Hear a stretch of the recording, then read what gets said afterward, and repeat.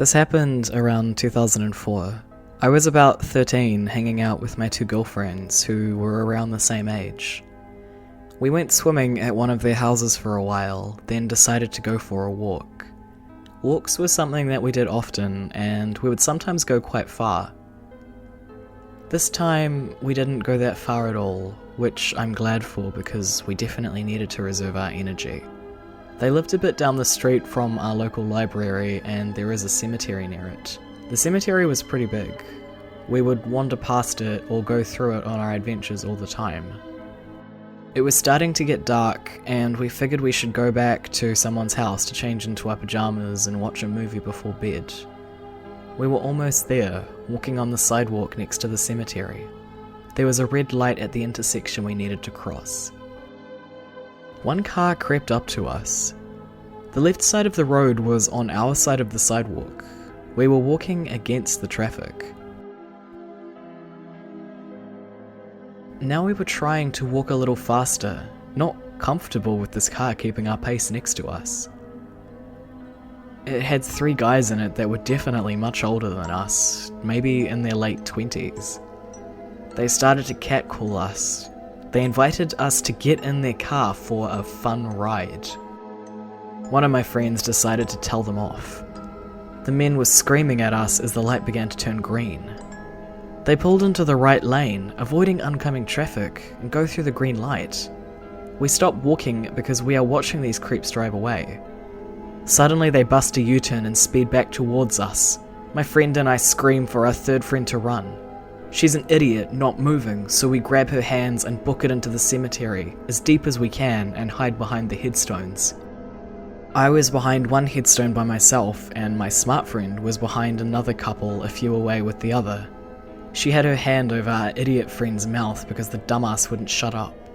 She kept whispering she didn't understand why we were so scared and hiding.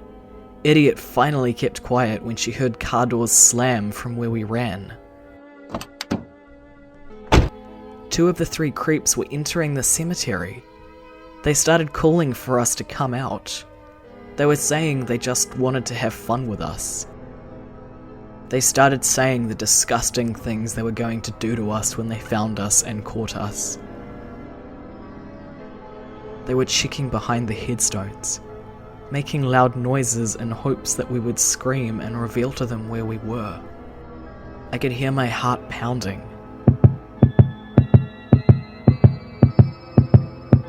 They were getting closer to us. I was thinking of all the ways I could run and how I could fight back if they did catch me. I was so scared for my friends. They were a few rows away from us when we all heard the 3rd creep call to them to give up on the little sluts and come back to the car to complete their bear run. Once they walked towards where they came from for a few rows of headstones, us 3 little sluts ran out of the other end of that cemetery so fast. We crossed the street and hid in the first bunch of bushes we saw that were thick enough for what felt like an hour. We wanted to make absolutely sure they drove away and weren't just circling until we emerged out again. After our time in the bush, we all ran back to the house and collapsed behind the locked door. So, creepy scrubs that tried to pick up my friends and me for some fun? Let's not meet.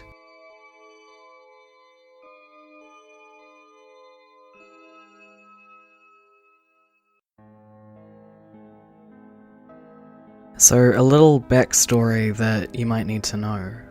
This incident happened when I was in 6th grade.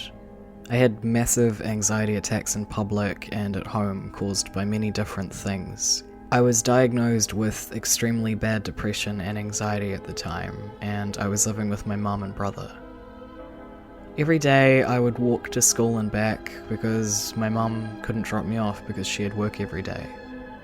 The walk was around 3 miles long, however I didn't have a problem with it. So one day I was walking home from school as usual with my headphones in listening to music, and this white Toyota car comes and parks about 100 meters in front of me. Not thinking anything of it, I kept walking. A man opened the car door and got out. He had a short brown beard, no hair, and was wearing a red tank top and jeans. He looked kind of overweight. He started to stare at me with his beady black eyes. He did this for 2 minutes straight. When I got up to him, he said these exact words. "Hey, would you like a lift? I see you every day walking home and you look lonely." I was shocked, however I had to remain calm. No thanks, I'm good." He seemed okay with it and said, "Oh, okay. Just checking." After that, he jumped back into his car and drove off. I was starting to panic, thinking what would have happened if I said yes, but it didn't seem to be anything serious. I kept walking and then I saw his car drive back to me. He kept going up and down the road, slowing down when he got close to me. I started to freak out. He was following me. My heart started to beat faster and faster every time I saw his car drive past. I finally turned onto my road thinking, surely he won't follow me home. However, he turned his car right around and came down my road. My heart dropped to the bottom of my body. My legs started to shake and I couldn't control myself, so I ran as fast as I could. He drove right next to me, just staring right into my soul. He pulled over and got out and started chasing me as he was shouting, "Come back here, you little shit!" I tripped over a rock and I twisted my ankle. Screaming in agony, I kept running. I didn't know where to go because if I went back to my house, he would know where I lived. So I ran back to school. Bear in mind that it was about 2 miles away. I ran there so fast and my ankle was in so much pain. It felt like 100 bullets were being shot into it. After 30 minutes of running away, I got to school and told a teacher. They called my mum and the police. They never found the man. It turns out I had fractured my ankle and I had to wear a cast for 7 weeks. I wish I called the police when I had the slightest suspicion that that man was following me.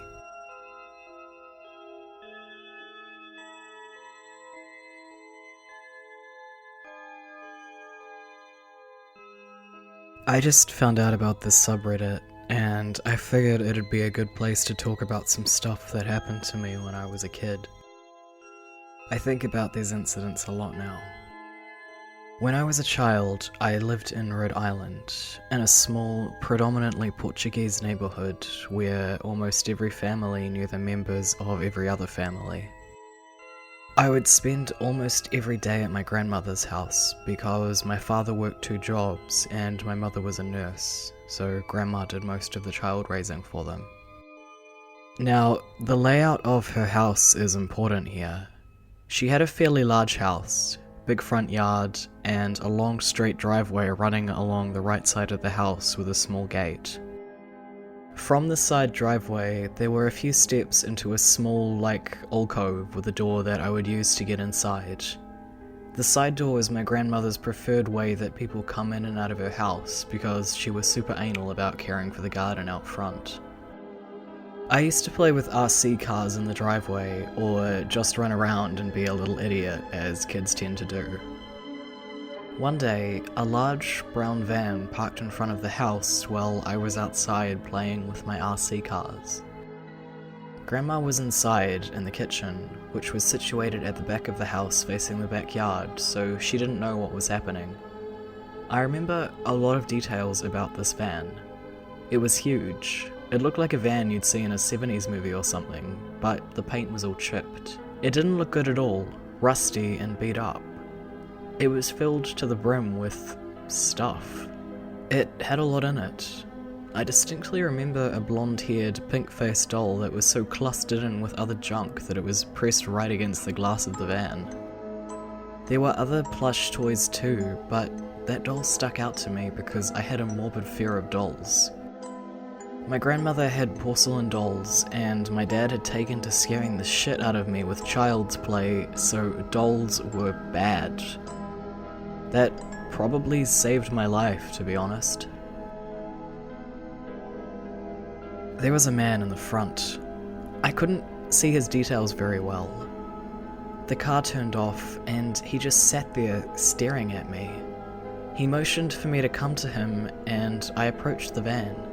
But as soon as I caught sight of that doll, I booked it inside. I left my toys out there and ran into the kitchen screaming and crying.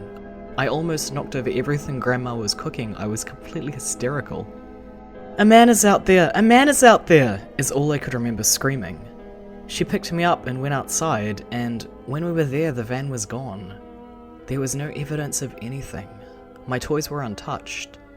She picked them up for me and kept me inside all day and said I wasn't allowed to go back outside. Now, something else happened a couple of weeks after the first incident. So, my grandmother's kitchen was industrial in terms of the noise. Loud fans and cooking, to the point where even if I was screaming she would not be able to hear me. I'd have to go get her myself.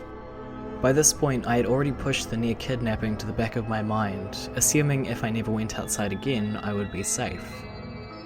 I was watching some Portuguese talk show absent-mindedly in the family room when I heard the side doorbell ring. So, my grandmother had two distinct doorbells, one for front of the house, one for the side. The front of the house doorbell usually meant nobody we wanted to deal with. As I said, the side doorbell meant family, friends, community, people who were welcome. So I head to the side door, thinking it was someone I would want to see.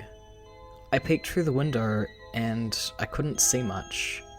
You see, my grandma had this kind of jeweled window on the door, so everything was distorted when you looked through it.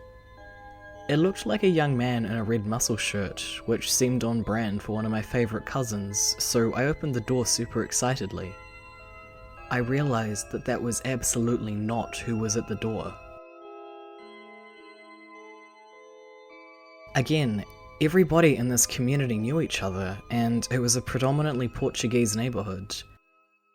So, for me to open the door and see a skinny Filipino-looking guy, gold chains around his neck, a goatee, a red Chicago Bulls jersey and blue jean shorts, well, I was kinda shocked. I didn't step out of the door, and he didn't come up the 3 steps leading up to the door. I was scared. This wasn't my cousin.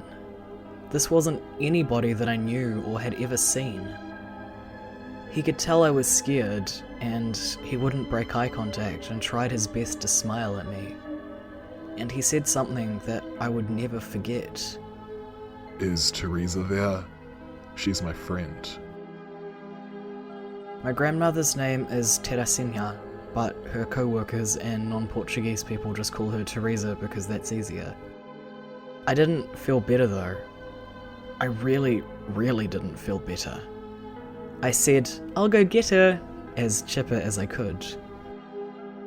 He looked a little surprised, and I shut the door and locked it. I ran over to my grandma in the kitchen and just started yanking the ever-loving fuck out of her shirt, asking her why she didn't open the door, telling her that a young guy was looking for her. When we got to the door, he was gone. She locked every door, and I never saw him again.